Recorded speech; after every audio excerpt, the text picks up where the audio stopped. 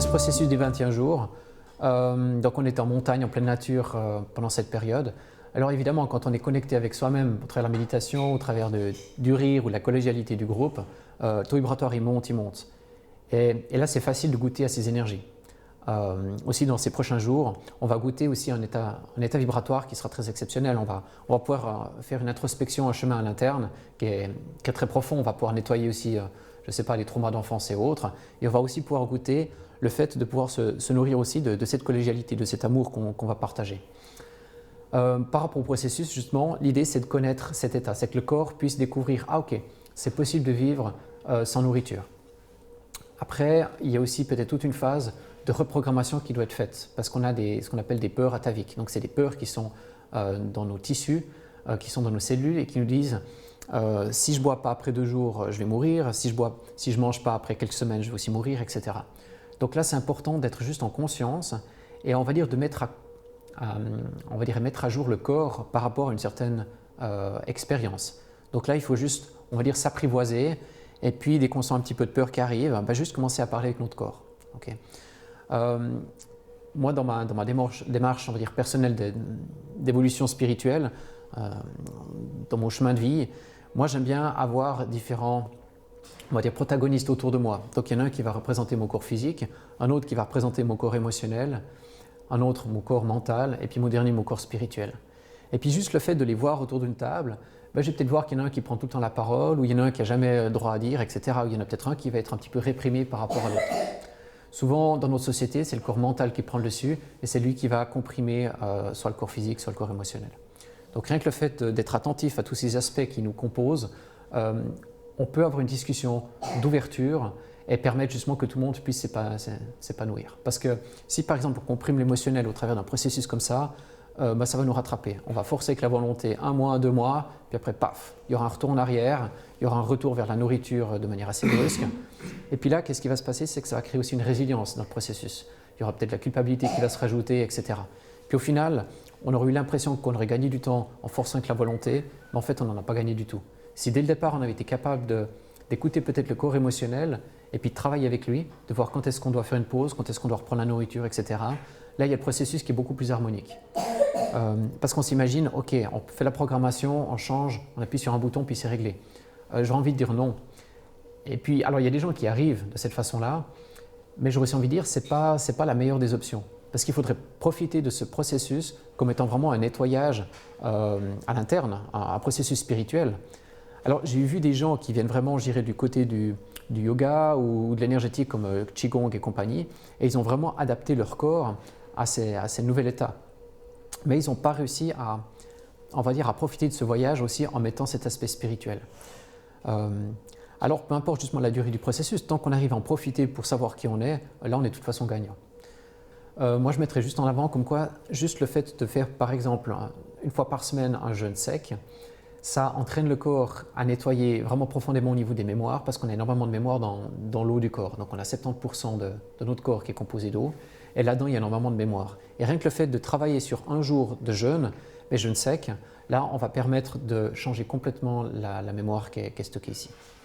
Alors avant de pouvoir faire un jeûne sec, on peut déjà se préparer à faire un jeûne déjà que des liquides et puis après faire ça. Et puis après, de manière naturelle, il y a l'état pranique qui va commencer à s'installer. Donc le corps qui va dire « Ah ok, c'est possible d'être aussi en pleine forme sans avoir d'apport extérieur ». Après, j'aimerais peut-être juste revenir par rapport à la définition de l'état pranique. Souvent, on a l'impression que c'est aussi quelque chose qui est qualitatif. C'est soit je suis pranique, soit je ne suis pas pranique. Moi, j'aurais plutôt une autre version. J'aurais envie de dire que c'est quelque chose qui est quantitatif. C'est-à-dire que tout le monde a peut-être une définition différente du pranisme, c'est là le problème, mais on est tous déjà sur cette planète, tous ici et maintenant praniques. Parce que si on regarde un petit peu les nutritionnistes modernes, eux ils n'arrivent pas à expliquer, on va dire, les 75% des calories, on va dire, qu'on dépense. Moi ce que j'ai envie de dire, c'est qu'il y a des personnes qui simplement en arrêtant, on va dire, le sucre, les hydrates de carbone et la viande, ils peuvent déjà accéder à un état vibratoire suffisamment haut, ils ont déjà l'impression d'être dans un état presque de béatitude en permanence.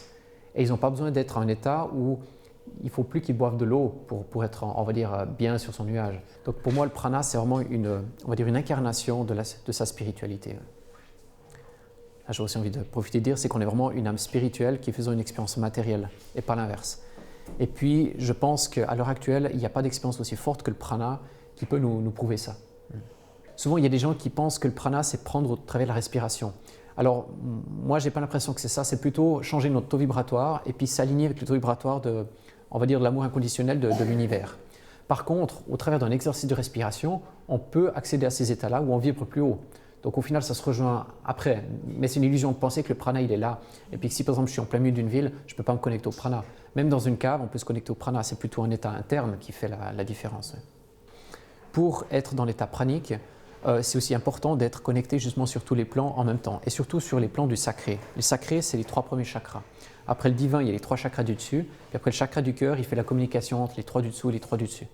Et puis le premier, c'est justement, on va dire, le chakra donc, racine, mais c'est aussi le portail pour avoir les énergies telluriques. Donc à chaque instant, on va combiner les énergies telluriques et cosmiques. Et c'est justement ces 2 portes qui nous amènent la plus grande quantité de prana, on peut dire ça comme ça. Alors par exemple pour le prana, il y a 2-3 programmations qu'on doit enlever. Alors soit on le fait en conscience les unes après les autres, soit alors justement on travaille de manière plutôt mécanique en travaillant sur l'eau justement, puis on laisse notre corps nettoyer tout ce qui n'est pas nécessaire.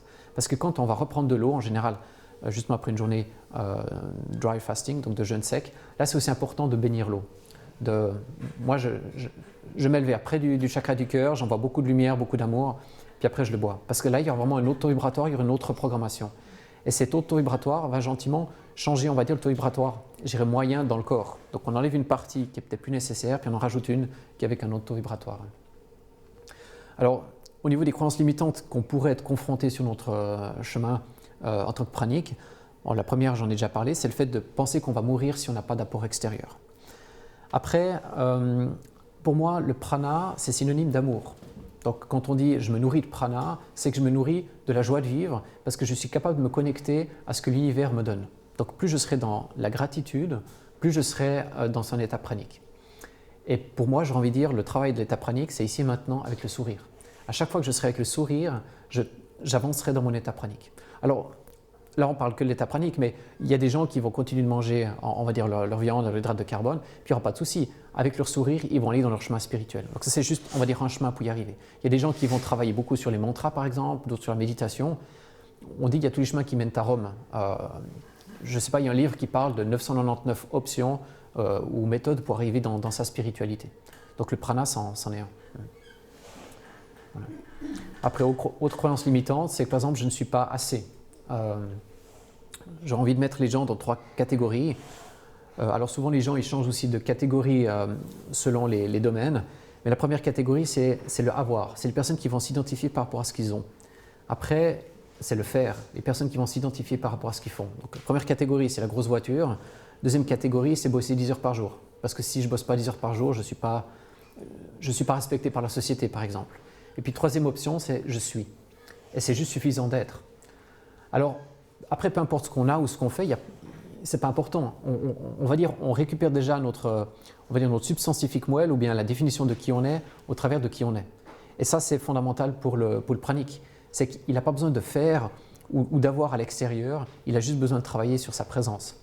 Et avant d'être capable de travailler sur sa présence, il y a toute une démarche en amont. Et puis des fois, il faut faire pour pouvoir être. Typiquement, le yoga le matin, ça permet justement de se détendre au niveau du corps, de nettoyer justement des cristallisations d'égrégores. Alors un égrégore, c'est un paquet de pensées. Il peut y avoir des cristallisations associées par exemple à une émotion. Je peux avoir la tristesse, je ne sais pas, dans les poumons, la colère dans le foie, etc. Et puis au travers du yoga, donc, je vais faire pour me rappeler comment j'étais quand j'étais bien dans mon corps. Ouais.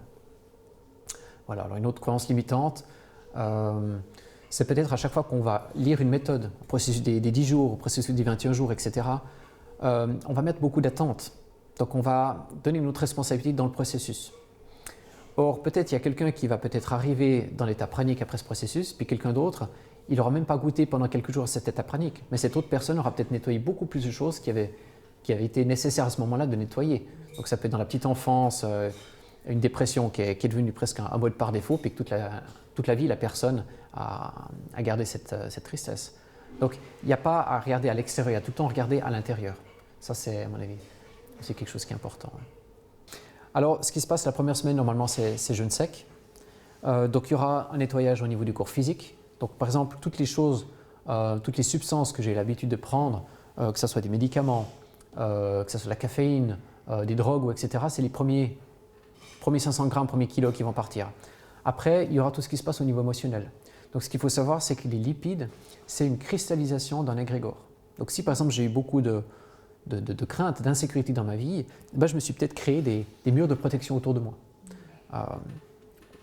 Donc il y aura aussi après ces premiers kilos qui vont partir. Et puis une fois qu'il y aura justement le corps physique, le corps émotionnel qui est nettoyé, après là on va commencer à avoir un autre shift au niveau des pensées. Des pensées qui vont commencer à s'ouvrir. On va plus avoir des pensées tout le temps nombrilistes, mais on va commencer à réaliser qu'il se passe autre chose autour de nous. Ça, je dirais, c'est plutôt le processus de la deuxième semaine. Et puis, à la fin de la deuxième semaine, justement, quand nos pensées sont plus ouvertes et puis qu'on a le mental qui est plus clair, on peut aussi aller changer la programmation plus profondément au fond de nous. Donc, on a dans le cerveau 3 couches. On a le cortex, le néocortex, si on veut. Donc, ça, c'est vraiment les pensées, je dirais, rationnelles du quotidien. Après, il y a la partie limbique, c'est là où il y a l'émotionnel qui est engagé. Puis après, il y a le reptilien. Le reptilien, ça peut être la température du corps, battement cardiaque, etc. Mais c'est aussi les programmations les plus profondes. Et puis typiquement avec la nourriture, ça va toucher dans le reptilien. Donc avant de pouvoir toucher le reptilien, il faut que le cortex soit calme et que le limbique soit calme aussi. Et après là, on peut poser l'intention, dire ok, ben je change cette programmation limitante et puis je passe à la suivante. Et puis l'idée de ces 21 jours, c'est pendant 2 semaines d'arriver au point où on est en connexion avec notre corps physique, où on peut parler à échelle 1-1 avec nos cellules. Puis après la semaine qui suit, je dirais c'est là où il y a l'énergie qui arrive et puis la stabilisation du processus. Mais à l'heure actuelle, le taux vibratoire de l'humanité, elle a beaucoup changé. Et il n'y a pas besoin, à mon avis, d'un impact aussi grand dans le corps pour faire la transition. Alors ça, c'est mon avis personnel, mais Jasmine, elle a aussi exprimé aussi ça. Elle a dit peut-être qu'à l'heure actuelle, les 21 jours ne sont plus adaptés. Alors, il faut évidemment regarder de manière individuelle comment vous voulez faire. Si vous vous sentez interpellé par les 21 jours, faites les 21 jours parce qu'ils sont peut-être adéquats pour vous. Donc là, je ne suis pas en train de vendre un produit ou disqualifier un produit. C'est juste mon avis personnel par rapport à ça. Moi, j'ai comparé avec un autre processus que j'ai fait aussi avec Rémaor. Donc, pour moi, c'est important de voir, on va dire, ces 2 processus différents, donc avec Henri Montfort des 21 jours, par exemple, et puis Rémaor, parce que ces 2 processus sont un petit peu différents. Le processus des 10 jours, c'est justement de faire avec 3 jours et demi de dry fasting, donc du jeûne sec. Et puis l'ambiance, elle est aussi complètement différente. Donc là, on était tout un groupe, c'était autour, je dirais, d'un endroit de piscine, de villégiature, etc. Il y avait un taux vibratoire qui était assez incroyable dans le groupe. Et puis avec Henri Montfort, c'était plutôt une introspection. Il nous laissait beaucoup de temps pour nous-mêmes, du temps pour écrire, il y avait des méditations aussi quotidiennes, etc. Donc il y avait d'un côté, c'était vraiment un nettoyage, un voyage interne. Il y avait des gens qui avaient aussi un petit peu des sanglots dans leur côté à nettoyer. Et puis avec l'autre groupe, c'était des taux vibratoires très élevés. Puis il y avait peut-être aussi des nettoyages qui se faisaient, mais peut-être pas de manière consciente. On n'était pas en train de noter toujours dans le calepin.